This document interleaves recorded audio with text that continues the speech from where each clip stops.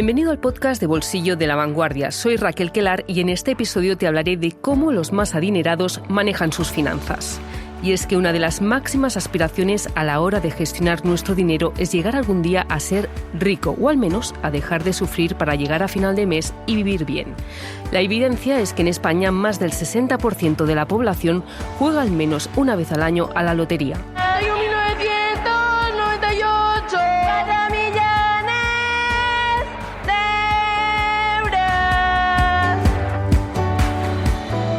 Pero si eres de los que prefieren no dejar su vida en manos solo del azar, quizás te interese escuchar este podcast. En este nuevo episodio conversamos con una de las personas que más saben sobre cómo gestionan los ricos su dinero y qué les enseñan a sus hijos al respecto. Se trata del emprendedor y experto en startup Richard Gracia, coautor junto a Diego Gracia del bestseller Método Rico. Bienvenido, Richard. Hola, muchas gracias por invitarme. Encantado de estar aquí hoy con vosotros. Gracias a ti por compartir este rato con nosotros. Seguramente muchos de nuestros oyentes, sobre todo los que pasan más estrecheces económicas, se preguntan cómo pueden empezar a cambiar el rumbo de sus finanzas. ¿Qué aconsejas que hagan primero? A ver, el problema muchas veces parte desde la mentalidad.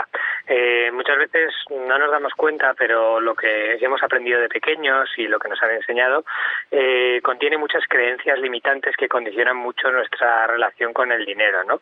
Entonces, si ese punto de partida ya es erróneo, luego el resto, digamos, que se cae como si fuera una pirámide de naipes, de cartas, ¿no? Porque al final la base, que es un poco el cómo pensamos y el cómo nos relacionamos con el dinero, no suele ser la correcta.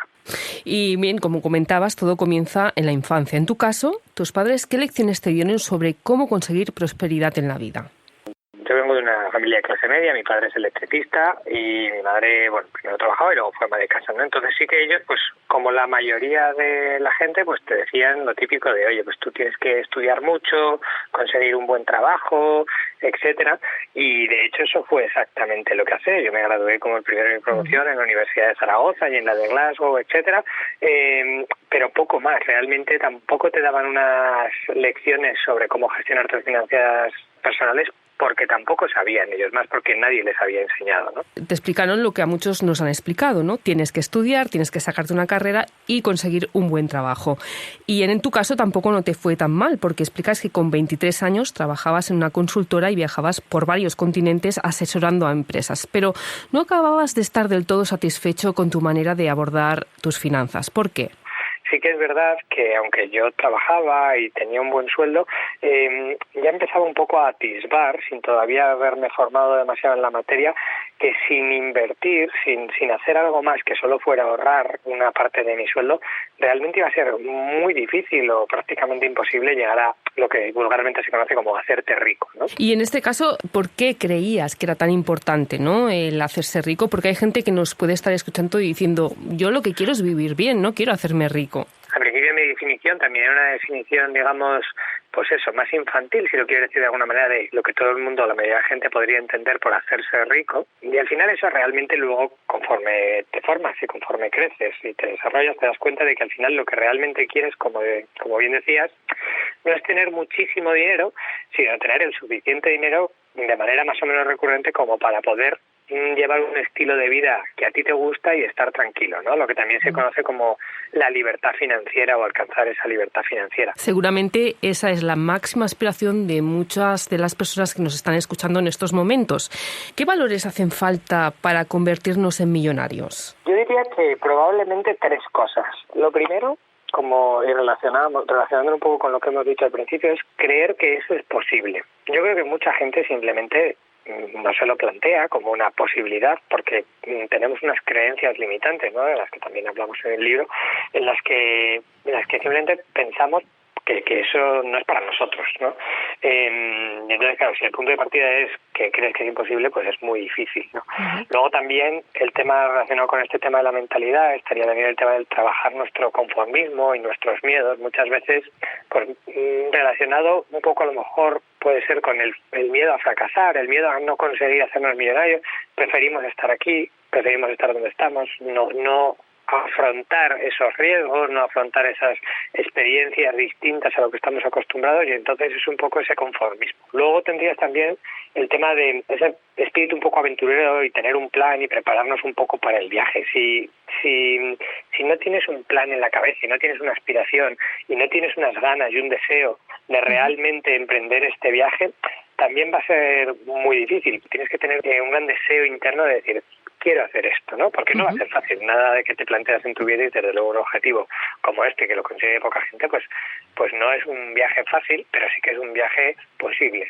Y luego, por último, diría sobre todo el tomar acción. Hay muchas veces que la gente falla en este último paso, que al final tiene ganas o cree que es más o menos posible y tal, pero luego realmente no hacen nada. Es fundamental ser una persona muy activa y tener mucha energía, mucho ímpetu para hacer cosas, porque si no haces cosas realmente no pasan cosas y luego pues no cambia el status quo y es imposible, ¿no?, llegar a esto. Seguramente muchos de los millonarios que encabezan las listas de los más ricos del mundo, por ejemplo Warren Buffett, Elon Musk o Jeff Bezos, comparten muchas de estas características en común. ¿Hay otros aspectos que comparten, aparte de esto que hemos dicho, esfuerzo, perseverancia, motivación? En realidad, lo más importante yo diría que es su manera de pensar, sus valores, su actitud frente a la vida, su manera de ser, que son realmente las cosas que marcan la diferencia con respecto al resto de la gente, ¿no? Muchas veces la gente piensa, no, es que este lo ha tenido más fácil o lo ha tenido más difícil, pero luego si lees, por ejemplo, las biografías de muchas de estas personas, en algunos casos sí que vienen de familias con dinero, pero en otros no, vienen de la nada, o aunque vengan de una posición a lo mejor más privilegiada que otros, el camino está allí. No es fácil. Cuando la gente piensa a menudo en millonarios, normalmente se imagina que han nacido en familias ricas e ido a universidades caras, pero esto no siempre es así, ¿no? A eso es a lo que me refiero, que realmente no depende tanto de la formación que hayas tenido, sobre todo la formación reglada o la escuela. Sí que es verdad que hay una influencia, ¿no? Eso es innegable, porque sí que es cierto que una de las cosas que te puede ayudar más pues es la gente con la que te relacionas o la gente que conoces, etcétera, y es verdad que si tienes contactos pues es más fácil.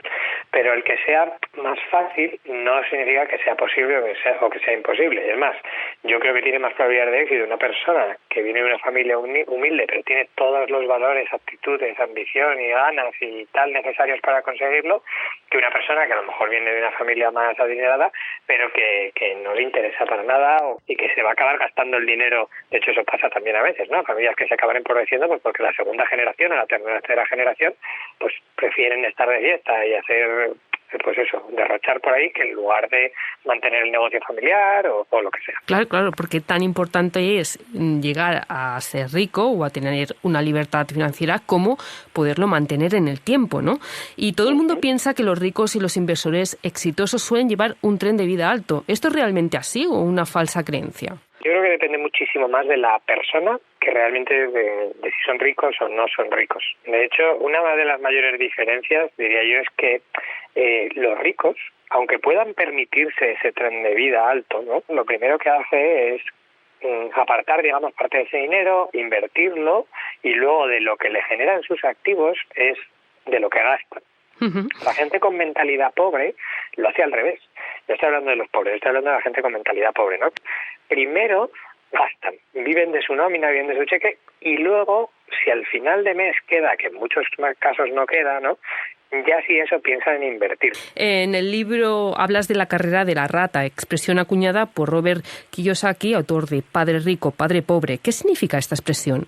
Bueno, pues es un poco el ciclo en el que nos acabamos envueltos la mayoría, ¿no? De pues que te dicen tus padres, pues tienes que estudiar, tienes que encontrar un trabajo, luego compras una casa, te compras un coche, vas llegando justo a fin de mes y luego cuando pues te consigues un ascenso, pues decides comprarte una casa más grande y de nuevo pues vuelves a llegar justo a fin de mes. De esta manera pasas tu vida realmente trabajando para llegar a fin de mes, no tienes capacidad de ahorro. Parece obvio si lo miras desde fuera, pero es que en cuanto nos llega un ingreso de dinero extra, una fuente tal, un nuevo trabajo, un aumento, un salario, lo que sea, muchas veces tendemos a aumentar nuestros gastos, ¿no? Y es que eso es lo que nos mantiene ahí atrapados en esa carrera de la rata o en esa rueda. Una de las cosas que destacas en el libro es la importancia de generar ingresos que no requieren tiempo. Exacto. nosotros lo que buscamos son activos que te generen lo que se conoce como ingresos pasivos, ¿no? Lo que estabas mencionando ahora es exactamente eso. Por un lado tenemos los ingresos activos, que sería nuestro trabajo, lo que genera nuestro sudor de la frente, por decirlo de alguna manera, nuestras horas, y luego tenemos esos ingresos pasivos, que eso sería, por ejemplo, pues cosas como invertir en acciones de dividendos o en el tema inmobiliario, por ejemplo, cuando tú tienes plazas de garajes o pisos o locales o depende lo que sea, cualquier activo, ¿no?, inmobiliario. O también otro tipo de activos sería, por ejemplo, temas de propiedad intelectual, tener patentes, libros, fotos, música, contenido. Y bueno, eso todo es lo que pues hace que la gente tenga esas fuentes alternativas, la gente rica tenga esas fuentes alternativas de ingresos que hacen que puedan vivir de eso todos los meses.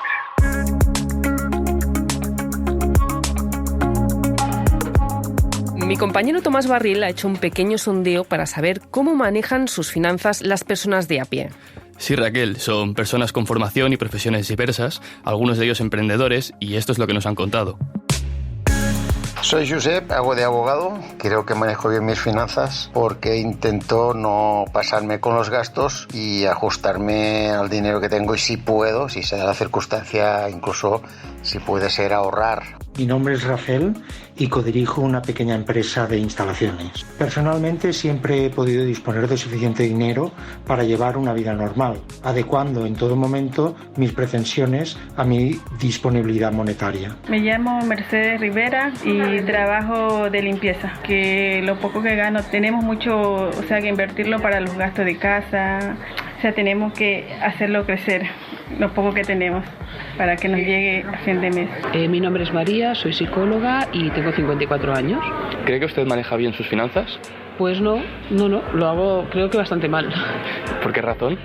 Pues yo creo que con los años me he ido focalizando mi aprendizaje en un área que me gusta mucho, que es la de mi profesión, y he abandonado la otra, entonces no tengo conocimientos, no he hecho formación en finanzas. Por lo menos la sensación que tengo es que no lo hago bien o lo podría hacer mejor.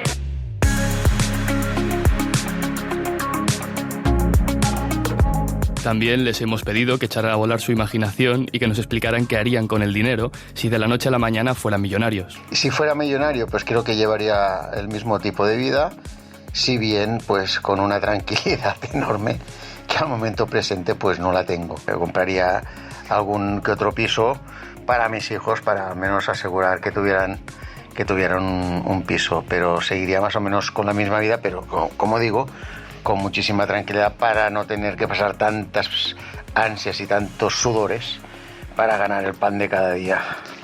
Por otra parte, si fuera millonario, podría compartir con más gente el dinero, pero seguiría aplicando la misma fórmula de ingresos y gastos. Invertiría en negocios y trataría de hacer crecer más el dinero y guardar para ver cuando hay momentos que se pone mala la cosa, pues ya uno tiene algún dinero para poder seguir invirtiendo. Pues una de ellas sería ayudar a otras personas, por ejemplo, protección de niños, protección de infancia, ayudarlos a tener una vida mejor. Y por otro lado, conseguir algunos sueños que me gustaría, vivir cerca de la naturaleza, contratar a alguien que supiera llevar las finanzas bien y que fueran útiles para la sociedad. Pues acabamos de escuchar a los distintos testimonios que ha entrevistado Tomás. Muchas gracias. Muchas gracias, Raquel. Hasta la próxima. Hasta la próxima.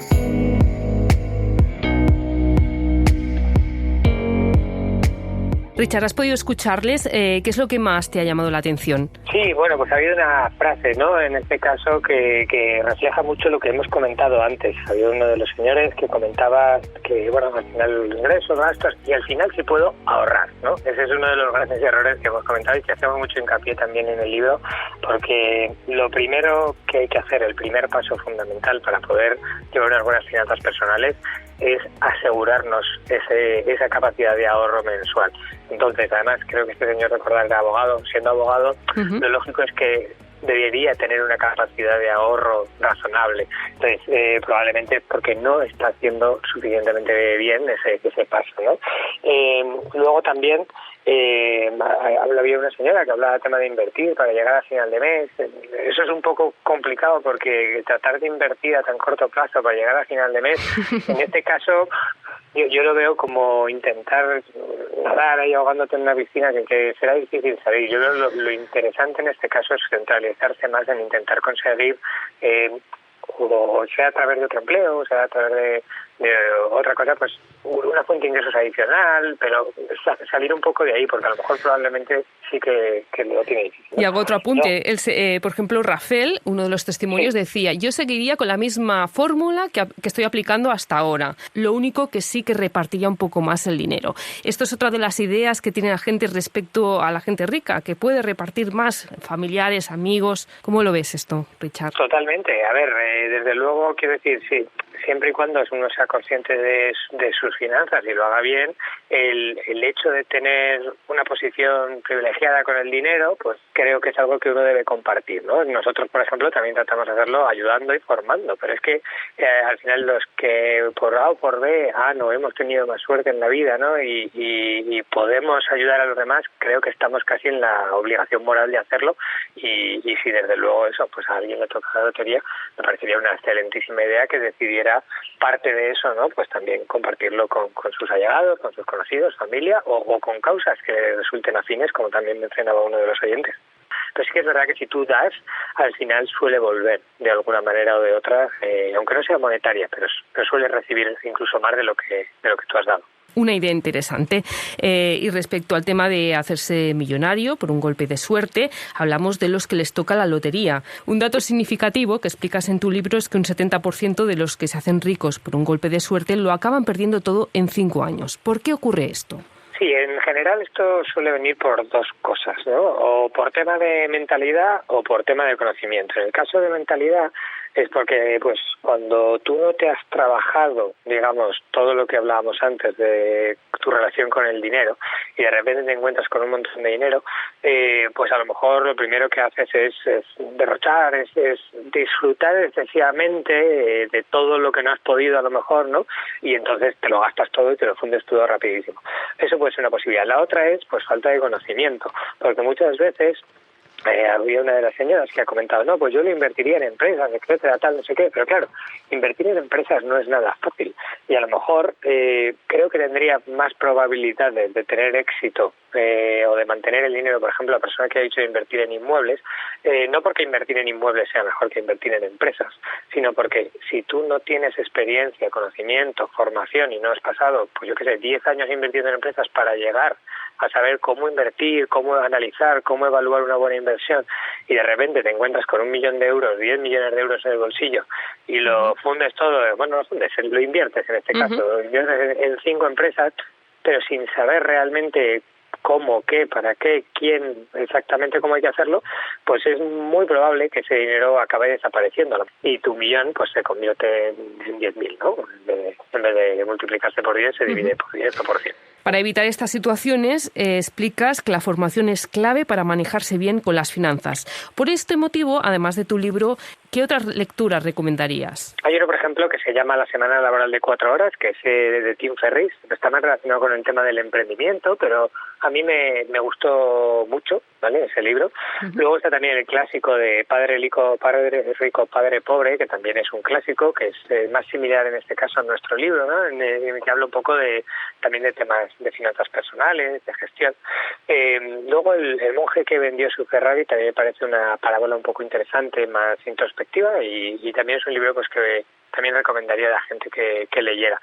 Y luego por último hay un libro que se llama Deja de ser tú, que me parece muy interesante porque toca de una manera muy distinta esto que hablábamos de la mentalidad, ¿no? De cómo a veces estamos configurados de una manera y si queremos que las cosas cambien, lo primero que tenemos que hacer es dejar de ser nosotros mismos. Eso también me parece muy interesante. Muy bien. Nos quedamos con este apunte. Te agradecemos que hayas compartido con nosotros todos estos minutos. Estupendo. Muchísimas gracias a vosotros por la oportunidad de haber estado aquí y de compartir esto con todos vuestros oyentes.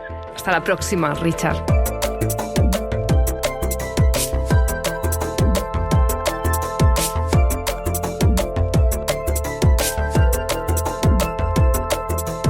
Llegamos al final del podcast, no sin antes recordar una frase que nos inspira para lograr el cambio de chip necesario y hacer crecer nuestras finanzas. La diferencia entre el rico y el pobre es esta: el rico invierte su dinero y gasta lo que queda, el pobre gasta su dinero e invierte lo que queda, dice Robert Kiyosaki.